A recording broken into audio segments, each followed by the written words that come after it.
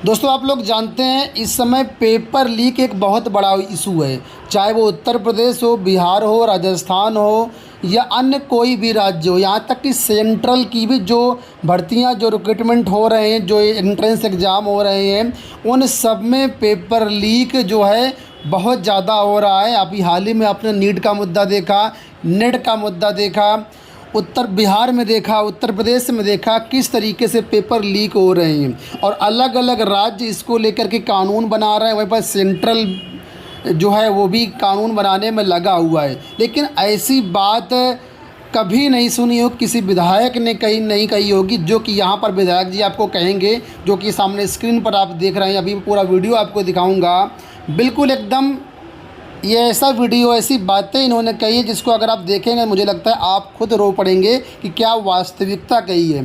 तो अगर आपको ये वीडियो लगता है, अच्छा लगता है, तो आप इस वीडियो को ज़्यादा से ज़्यादा शेयर करिए और अपने विचार कमेंट बॉक्स में ज़रूर बताइए, क्योंकि वास्तविकता से जो बातें कही हैं, जिस तरीके से नकल रुक सकती है, वो सारे तरीके उन्होंने बताए हैं।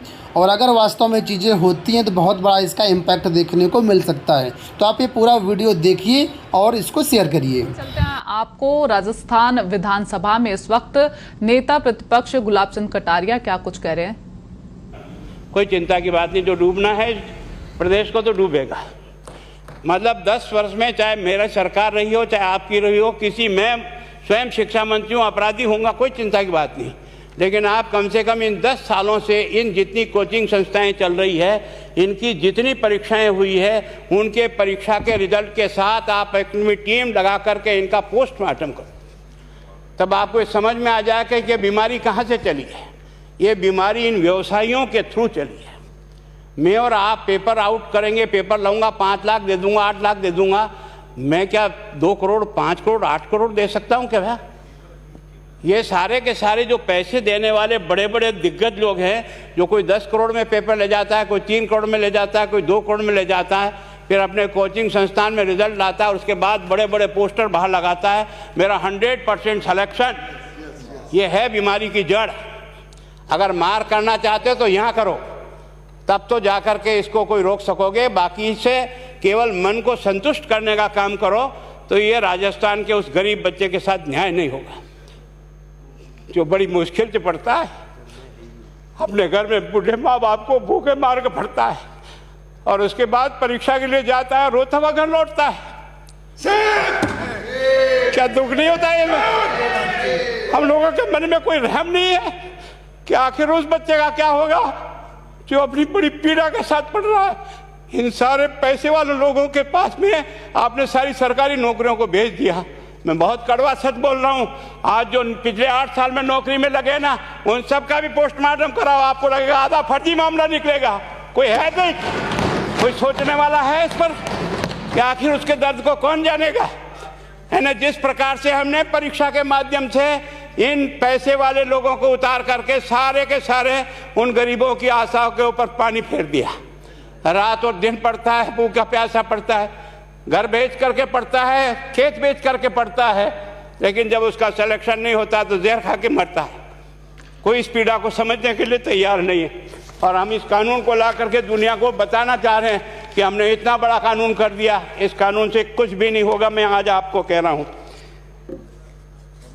ये जो आपने नए प्रावधान जोड़े हैं, मैं सोचता हूं कि मुझे कुछ बोलने की इच्छा नहीं, मुझे बहुत दुख है इस बात का। क्या होगा ये?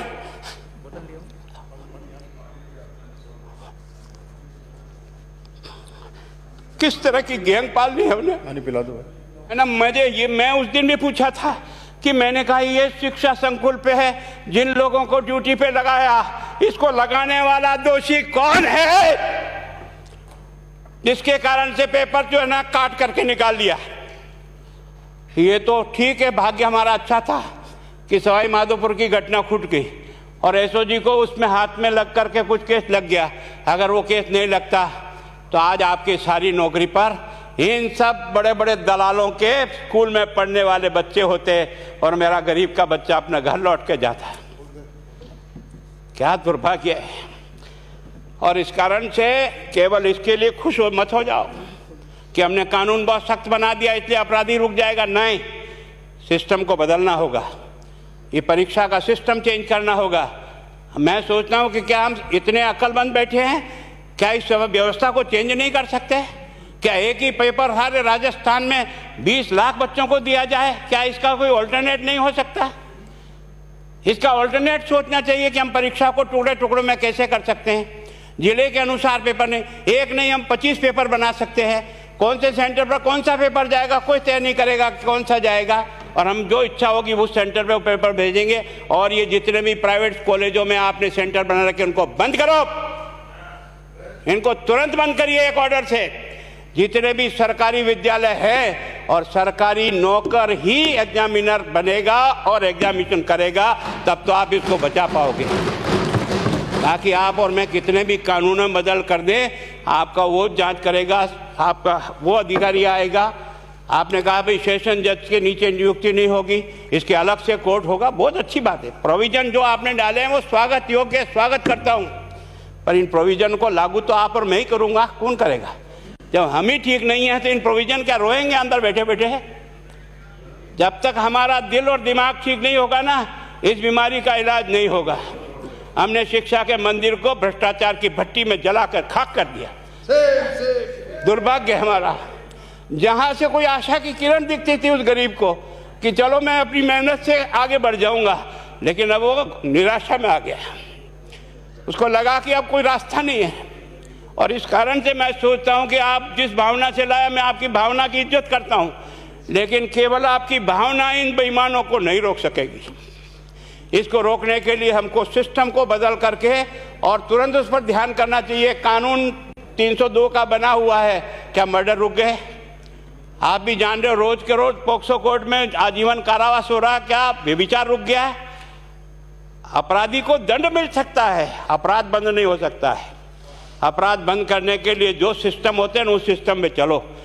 एकमात्र इस देश में भ्रष्टाचार की भट्टी में देश जल रहा था, केवल और केवल एक तरह से प्रत्येक व्यक्ति का खाता खुलवाकर देश के प्रधानमंत्री में सारा का सारा बेनिफिट उसका सीधा खाते में डाला।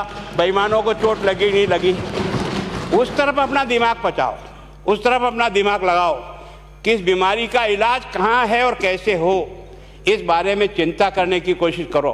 मैं कई बार इधर सीकर और इधर गया तो मैं सोचता हूँ कोचिंग संस्थान की बिल्डिंग देंगे ना तो टोपी गिर जाए नीचे से।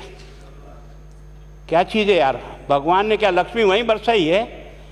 और जो बाकी संस्थाएं, उसका कारण यह है कि हमने अपनी दुकान को इतनी कमज़ोर कर दी है कि जहाँ बच्चे अच्छी तरह से शिक्षा लेकर के हम जैसे गरीब पढ़ करके यहाँ आ गए, अब वो रास्ते नहीं हैं।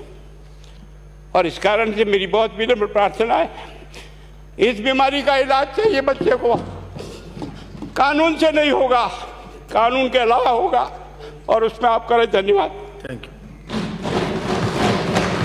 माननीय मंत्री महोदय।